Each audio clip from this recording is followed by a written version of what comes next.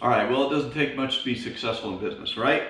You just have to make a good product or sell a good product, do a good service or something like that. That's the first step. Step number 2, you just got to have a company name that is easy for people to remember.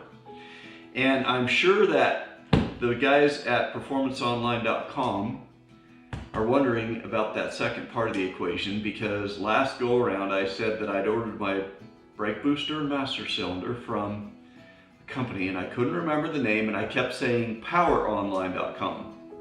And if they were watching the channel, they were probably going, "No, you idiot, it's performanceonline.com." So anyway, it is performanceonline.com. However, in my own defense, I see where somebody wrote my name on the box here and they kind of butchered it up a little bit. So we're all even, everything's good.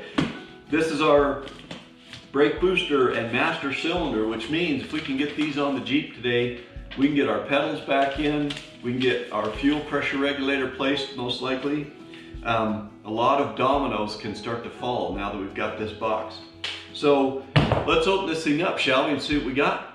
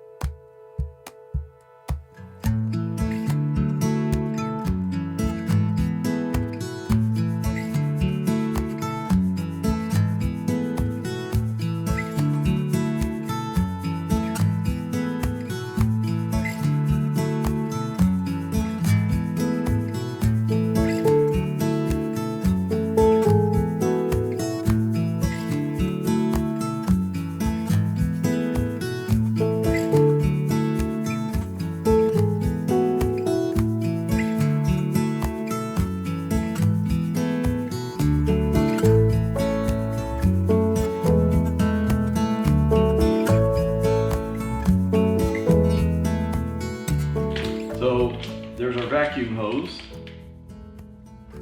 3 foot long.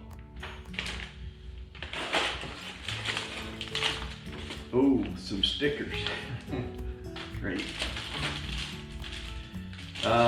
These, I do not know what these are, but there's instructions in there, so we'll check that out. Here's how to figure out how to get our push rod straightened out.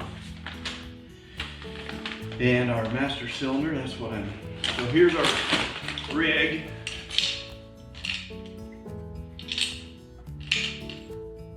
Huh. That's supposed to be making all that noise? I guess so. Well, now I'm curious about what's in there, so we'll have to take that top off. But here we go, there's our new power brake booster and our new Willwood blackout master cylinder. Man, that's long. Should be all right though. We'll give her a whirl, see what happens. All right, well, I decided to do a little pre-planning and kind of a test fit on the new booster assembly for the brakes and see about connecting them up to the brake pedals. And I'll tell you why. On the existing brake pedal, there's that arm that actually activates the master cylinder when you press on it. It's on a bushing on the brake pedal, and then it goes right into the master cylinder. For this new assembly, there will be a similar arm. It looks a little longer to me, but maybe it's just because they're not together. And the new one has some adjustment on it. So stand by, I'm gonna grab you off the tripod and show you what I'm talking about here. But I'm gonna kind of test make these up. Now, obviously, you know, I'll put them right against each other and there will be the thickness of the firewall in between them, but I think that'll be like 1/8 of an inch or something, so it's not gonna affect our measurements here. But I just want to do kind of a dry run, make sure that this is gonna work okay. So stand by for 1 second. I'm gonna grab you and turn the camera around, show you what I'm talking about here and the parts. And then I'll do my work and show you if everything's gonna line up okay, which I think it is, but I just wanna make sure, because once bolts start going in there, it's gonna be tough to get this done. In fact, I think what's gonna have to happen is I'm gonna have to have a couple of people helping me do this. One person's gonna have to be in the cab kind of holding the brake assembly back against the firewall. One person's gonna have to be out in the front holding the booster up against the firewall, and then potentially someone else is gonna have to put a bolt through and, you know, help get a nut on it to hold everything in place. So by my count, that's like 6 hands. So I'll probably have, I'll call Sam and have her bring her boyfriend over one of these nights and we'll mate this up. But right now, I'm just doing a little planning, make sure everything's okay. So bear with me 1 second. I'm gonna grab you off the tripod and spin you around and let you see what I can see here. Okay, well, I'll state the obvious. Obviously, our brake pedal assembly is upside down. It needs to be that way over when it goes in the Jeep, but it's okay for just our measurements here. And I'll show you what I'm talking about on the new one. We've got this new arm that has some adjustability on it with a set screw or a set bolt and a threaded rod, so that can change lengths. Here's our new nylon bushing with a little zip strip around it to hold it in place. It's going to go right there. So what I'm going to do is I'm going to pull the pin on this guy, pull this out, get that old pin out of the way, kind of butt these up against each other and check our alignment. And then I'll leave that off because once everything's together, I won't be able to put that back on until we get everything hung, but then put that back on. So let's see how that looks once we get her kind of test fit together here.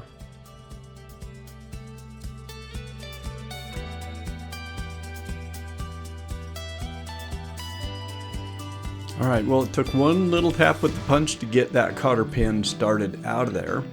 And then the washer came off, got it right out. But look at this hole. I'm not sure how easy it is to tell. I put a roll of paper towels behind it, see if it could show up a little better. That hole is a little oblonged, so it was getting pretty worn out there. So I think it'll be good to get our new one in place with that nylon bushing in there.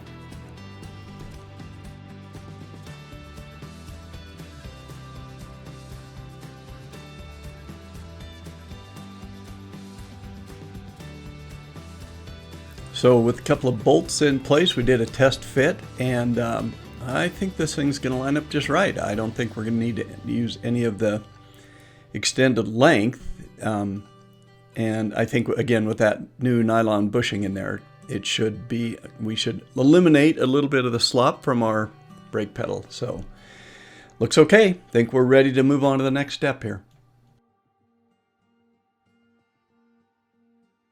All right, well, whilst I wait for my helpers to come help me bolt the stuff back in, which I don't think we're going to get tonight, I did get my box from Eastwood.com that's got the new wire crimping tool set in it. So I'm going to pause you for a second while I take all the paper out of the box, because that's always the noisy part, and then let's get that thing out and have a look at it, shall we? Okay, well, here we have it, our Eastwood.com Crimp Right solderless connector crimping kit. Now this is item number 31677 in the Eastwood catalog or online, and I want to say it was about $60, something like that. I don't remember exactly, but I'm going to open it up. We're going to have a look at it, see how this thing looks. I expect good things because everything I've gotten from Eastwood I've been really happy with, so let's have a look at it.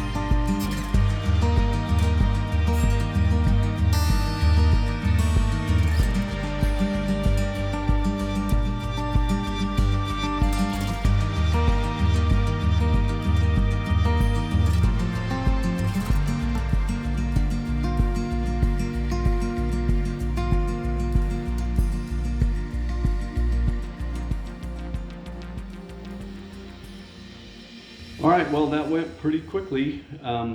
Gray came over and gave me a hand with the brake pedals, and we got those in. And it's scorching hot, and I got a couple of things non-Jeep related that I need to get done. So this is where I'm going to leave you for this week. And I'll see you next time around. We'll be now hooking the brake pedals and the clutch pedal back up for good. We'll be hooking up our vacuum line, which I remember I got with the brake cylinder. I'll be able to hook my brake lines up, and I should be able to finish off my fuel supply stuff. So a lot of stuff should happen next time you see me, but for now, that's it.